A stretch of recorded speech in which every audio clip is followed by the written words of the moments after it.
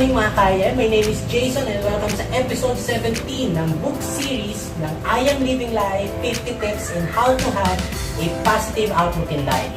This book is authored by yours truly. Thank you very much. In this video, you will learn the value of being patient. Madami tayong gusto mangyari sa buhay natin but sometimes hindi nag-work out yung mga sitwasyon at pangyayari base sa plano mo. Or sometimes, nandun ka na sa isang sitwasyon na kung saan things are starting to happen. Pero dahil gusto mong madaliin ang proseso at mga bagay-bagay, mas lalong nauudot at mas lalong hindi nangyayari. And worse, mas nawawala pa ang pagkakataon. Idadaan ko to sa pamamagitan ng isang short story para mas mabilis mong maintindihan yung importance ng being patient. After mong panoorin itong video na to, mas maiintindihan mo na may mga bagay pala na hindi dapat minamadali and hayaan lang to manifest on its own.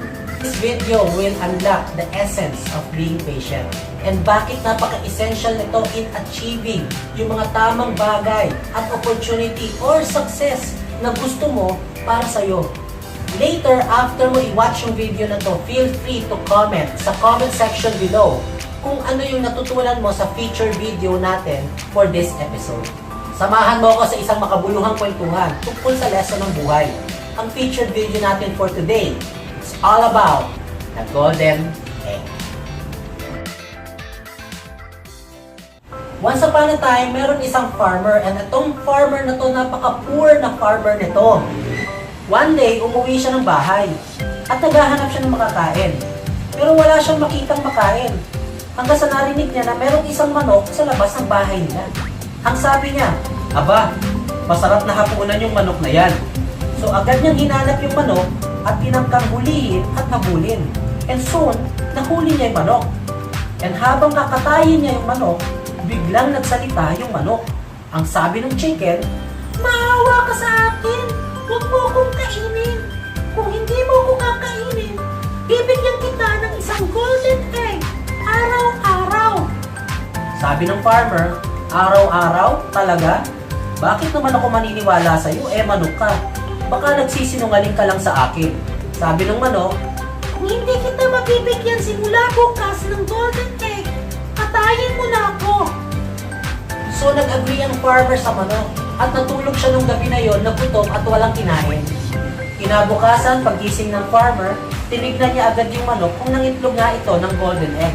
And true enough, meron nga ng golden egg. So kinuha niya agad ito at ibinenta sa town. Nakakuha naman siya ng magandang halaga kapalit ng golden egg.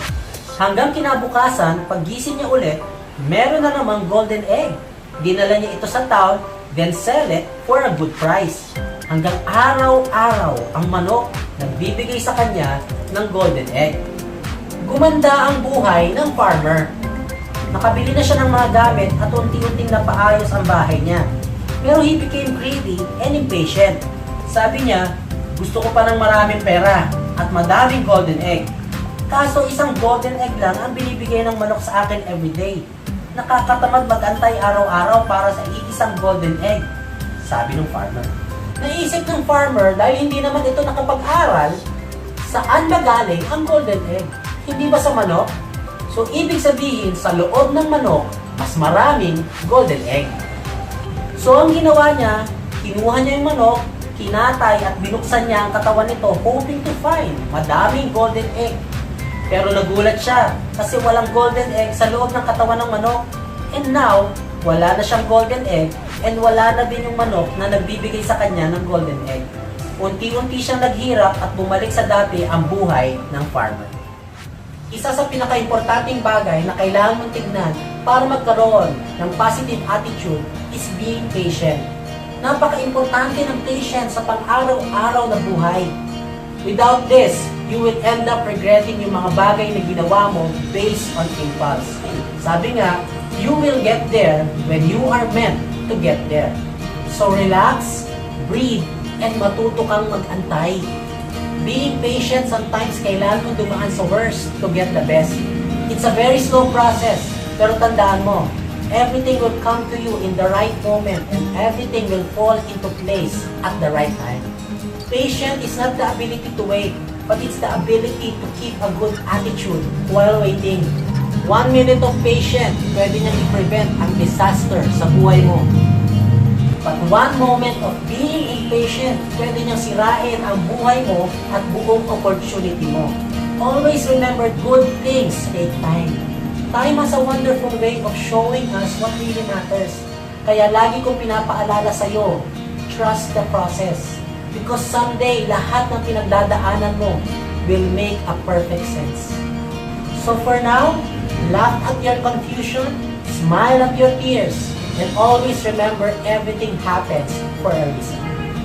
And one more thing, by being patient, you will get to identify the best solution para sa problema mo, things to say sa mga taong nasaktan mo, at sa mga taong that caused you great pain. Be patient, because when you do this, makukuha mo yung pleasure ng benefit na ibibigay niya in the long run. Don't be like the farmer. Matuto ka maghintay. Imagine, dahil sa pagiging impatient and greedy niya, imbis na he gain more, na wala pa ang lahat sa kanya. Joseph waited 13 years. Abraham waited 25 years.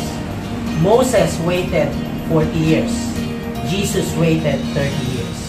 If God is making you wait, you're in good company. I hope may natutunan kayo sa featured episode natin for today. Do you want to learn more? I recommend you watch this video.